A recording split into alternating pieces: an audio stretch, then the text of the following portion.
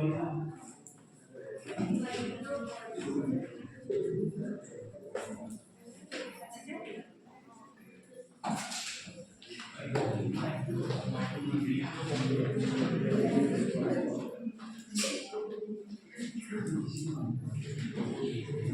Anatomy and physiology का topic आज का है माइटोकॉन्ड्रिया। अच्छा, आपको पता होगा माइटोकॉन्ड्रिया क्या होता है? साइटोप्लाज्म में तो हो गया था ना हमारा कंप्लीट हो गया था। हाँ, तो माइटोकॉन्ड्रिया क्या है? Power house of the cell या बॉडी।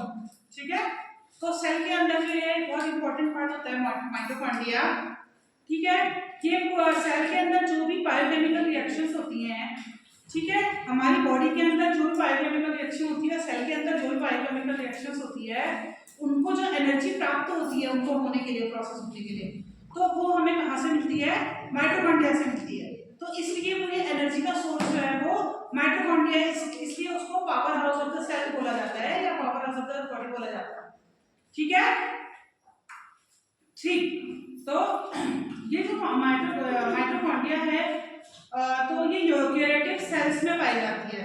ठीक है, जो मानव और जंतु की होती है उन सेल्स में और प्लांट्स की सेल्स में माइटोकॉन्ड्रिया पाई जाती है। ठीक है, माइटोकॉन्ड्रिया का जो डायमीटर होता है उसका रेंज होता है 0.5 टू 10 माइक्रोमीटर का होगा। ठीक है, कितना? 0 to 5 to 10 माइक्रोमीटर की माइटोकॉन्ड्रिया होती है।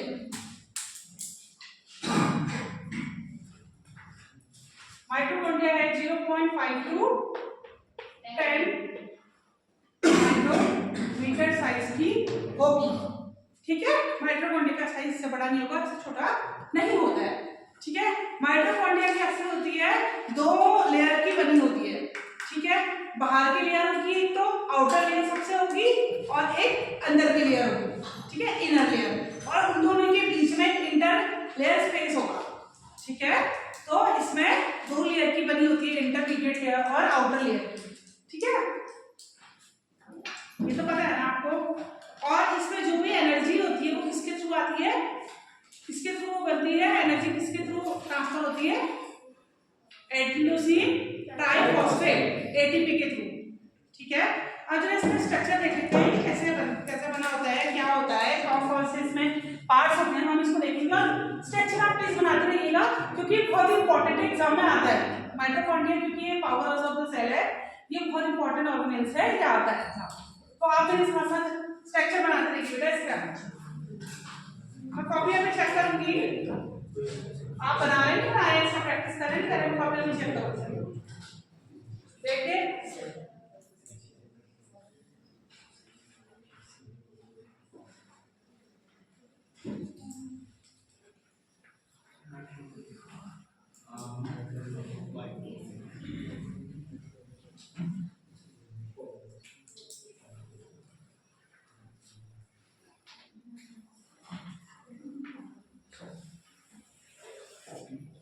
बनाइए स्ट्रक्चर ना हो जाए, सारे बच्चे बनाइए।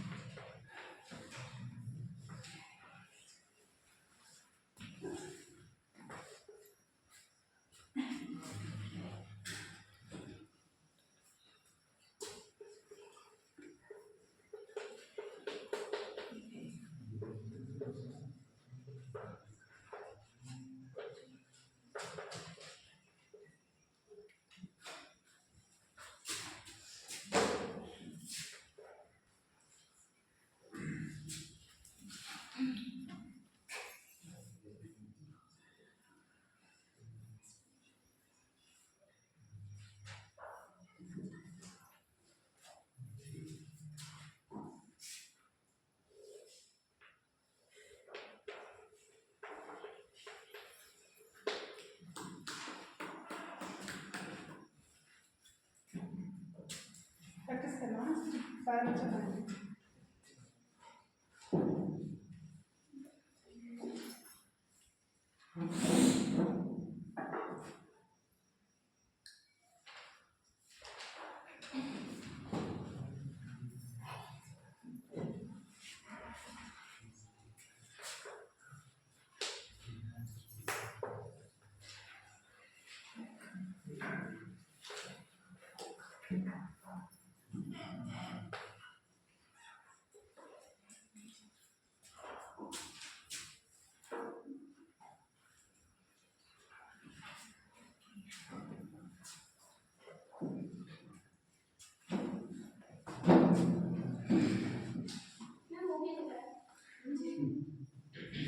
ये है आउटर लेयर है, ठीक है, आउटर लेयर या आउटर मेम्ब्रेन, ठीक है, ये बन गया, ठीक, आउटर लेयर और आउटर लेयर क्या, आउटर मेम्ब्रेन।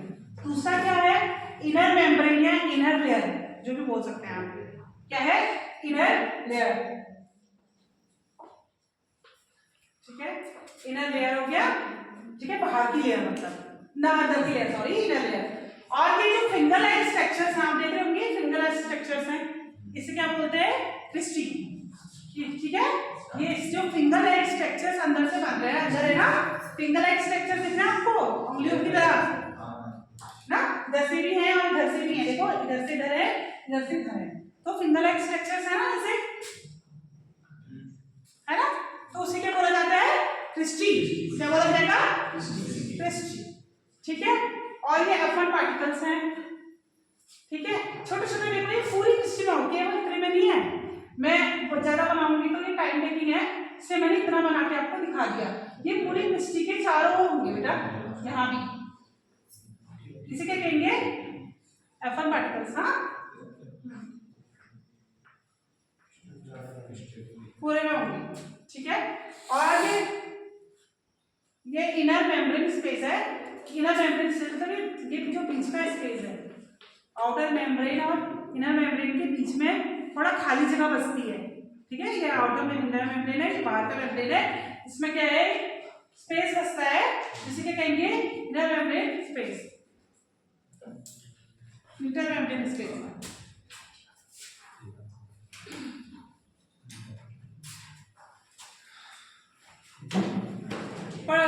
सब सारे बच्चे बना रहे हैं,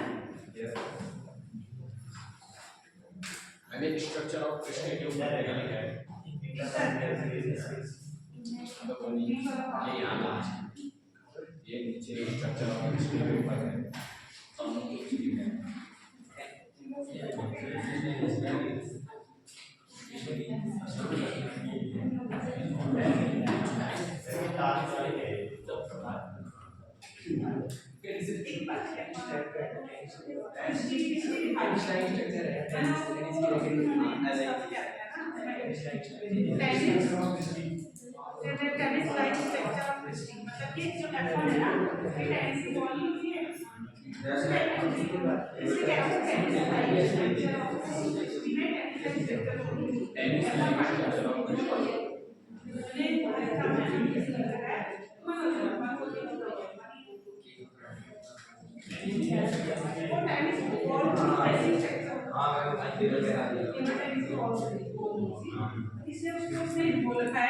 tennis like structure of cristae, मतलब कि F1 उसके लिए बोल रहा है, यस मैम,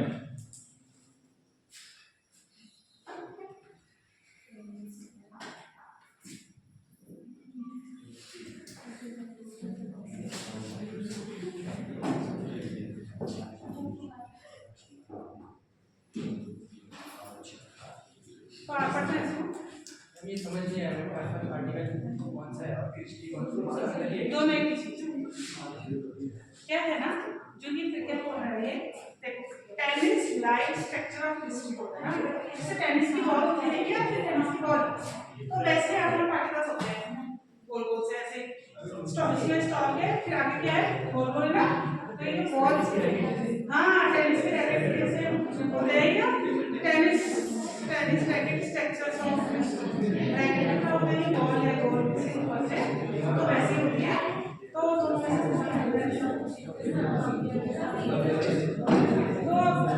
तो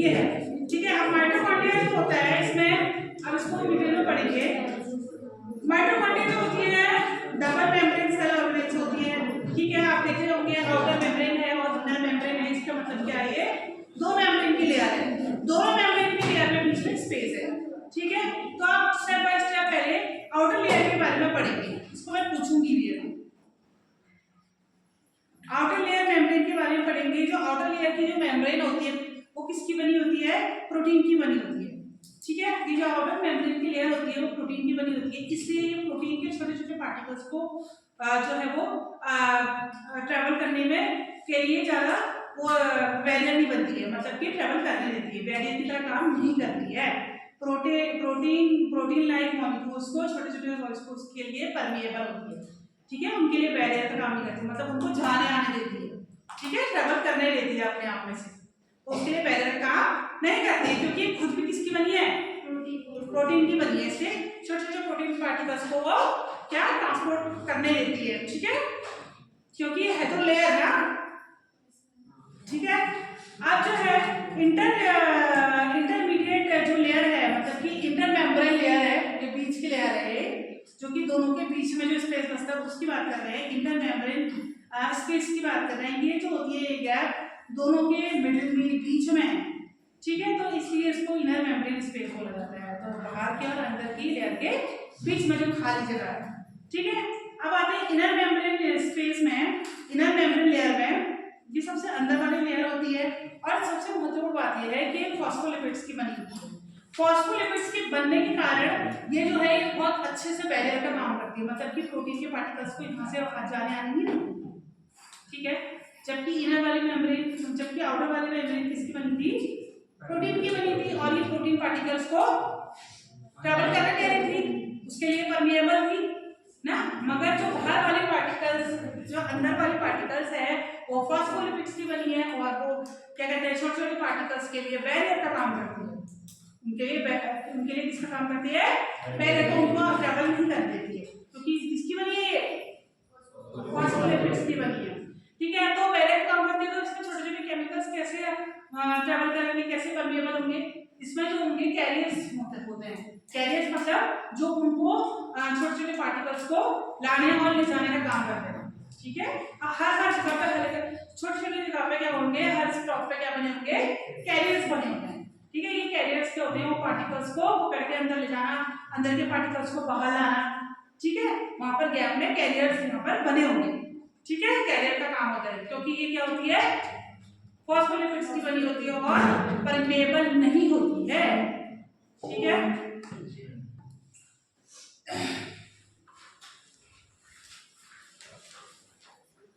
अब क्रिस्टी की बात करते हैं, जो तो फिंगर लाइक स्ट्रक्चर्स है, ठीक है।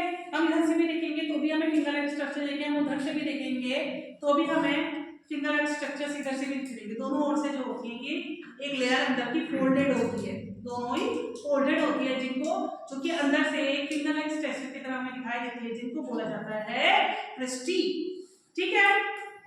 क्रिस्टी के अंदर जो होती है वो टेनिस के बॉल की तरह छोटे छोटे से बॉल्स होते हैं, चाहे टेनिस के रैकेट्स की तरह या बॉल्स की तरह, जो भी हम बोलेंगे ये पार्टिकल्स होते हैं, जिनको हैफन पार्टिकल्स बोला जाता है, ठीक है। इनका बहुत महत्वपूर्ण रोल है, जहाँ पर एटीपी के जो एंजाइम होते हैं, एटीपीएज एंजाइम यहीं से ही बनता है, जिससे एटीपी बनने में हेल्प होती है, ठीक है। ये बहुत हैफन जो पार्टिकल्स हैं वो माइटोकॉन्ड्रिया की मतलब कि ये बहुत ही इंपॉर्टेंट पार्ट हैं, जो कि क्रिस्टी के इनर पार्ट में, क्रिस्टी के आउटर पार्ट में, दोनों तरफ की क्रिस्टी में क्या होता है, अंदर के पार्ट में प्रेजेंट होते हैं, दोनों तरफ के फिंगर लाइक स्ट्रक्चर के अंदर के पार्ट में जो होते हैं हैफन पार्टिकल्स प्रेजेंट होते हैं, जिससे कि एटीपी एंजाइम बनता है, जो कि एंजाइम एटीपी बनाने में हेल्प करता है, ठीक है।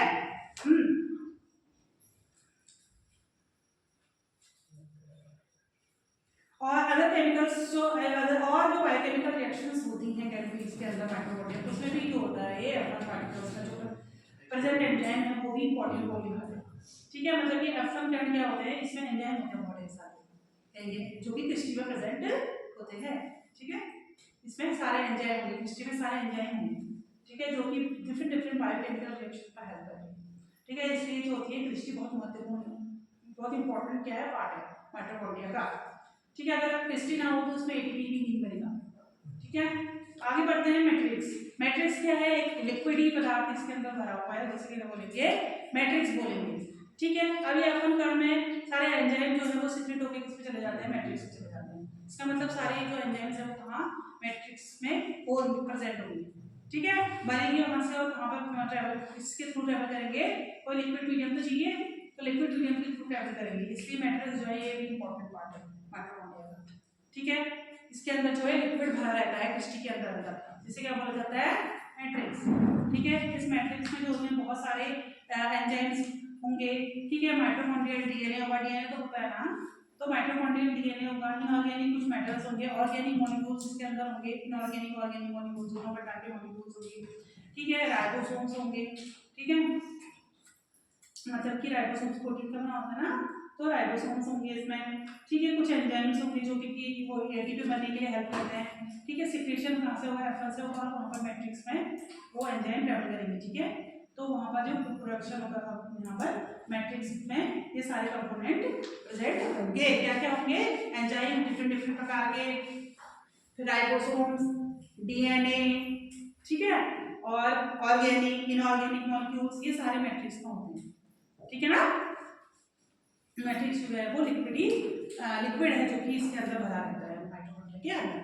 ठीक है, अब माइटोकॉन्ड्रिया पढ़ा तो रहे, माइटोकॉन्ड्रिया इसका काम क्या होता है? सबसे पहले तो इसका मुख्य रूप से इसको पावर हाउस कहते हैं। तो इसका क्या काम है? एनर्जी प्रोड्यूस करना। तभी तो ये पावर हाउस है ना, तो ये एनर्जी प्रोड्यूस होती है तो किस रूप में होगी? एटीपी के रूप में। और एटीपी का पूरा नाम क्या है? Adenosine triphosphate. 3 फॉस्फेट लिपिड्स होते हैं इसमें ना, 3 फॉस्फेट ग्रुप्स होते हैं इसमें। एटीपी में 3 फॉस्फेट करके ट्राइफॉस्फेट का, ट्राई मतलब 3 फॉस्फेट है ना, तो 3 फॉस्फेट होते हैं, इससे ट्राइफॉस्फेट कहते हैं एटीपी। ठीक है, और दूसरा क्या कहा है? इसमें जो होती है एपोप्टोसिस की क्रिया होती है। बोल रहे हैं ना कि ये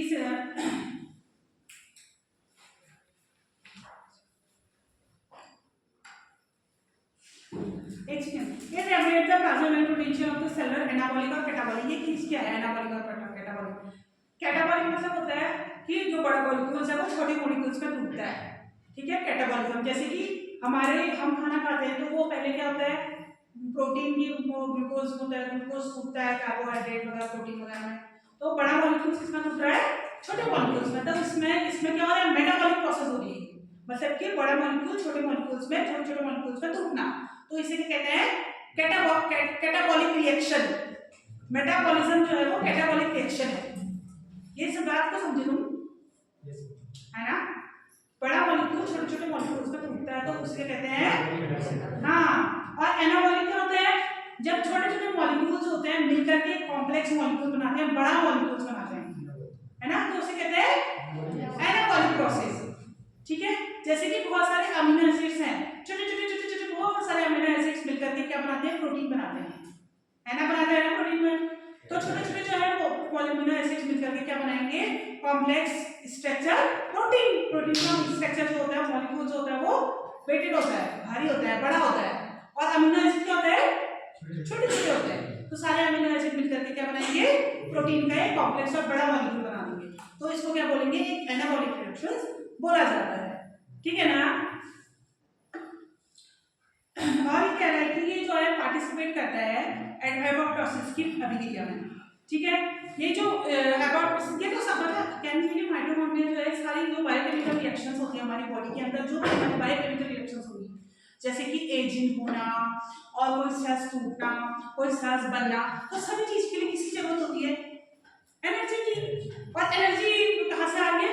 माइटोकॉन्ड्रिया से। तो मैक्सिमम चीजों में, मैक्सिमम रिएक्शंस में किसकी जरूरत होगी? माइटोकॉन्ड्रिया